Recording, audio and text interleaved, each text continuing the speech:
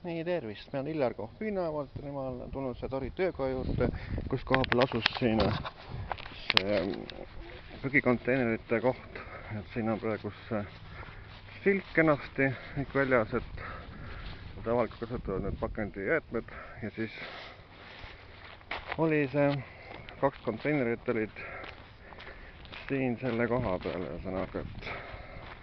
üks konteiner oli siin ja teine oli papi oma oli seal ja nüüd on siin tühi plats.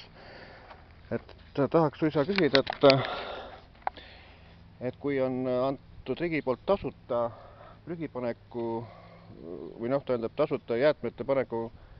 võimaluse sõnaga, aga et kui mõni loll on toonud siia selliseid, nagu on pandud seärte neid igasuguseid ohtlikke jäätmeid, ma ei tea, televiisoreid ja igas kodumasinaid ja mida iganes sõnaga,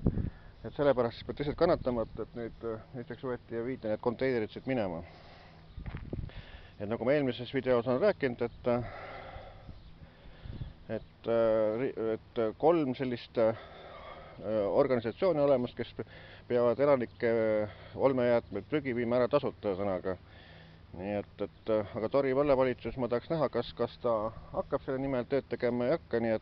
et ja samas peaks olema need prügikonteinerid peaks olema igas külas, näiteks Rätsepa külas ja Riisa külas ma küll ei näinud seda sellest graafikus, et oleks olnud, et mujal külades on ühesõnaga,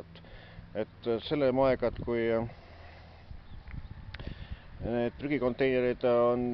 harva või nii, et nagu siin Toris oli, et see ongi nii, et inimesed teevad igast poolt küladelt sealt kokku, siis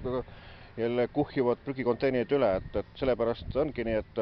saab prügikonteinerid kiiresti täis, see on maa kõik need täis. Aga kui igas külas oleks olnud, siis oleks täitsa normaalselt, ühesõnaga, et siis ei oleks sellest prügi kuhjumist niimoodi. Et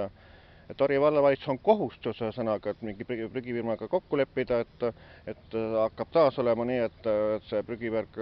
korda, et iga inimene saab panna oma prügi just sinna, kus ta soov on. Nii et mina, Illar Kohvinavalt.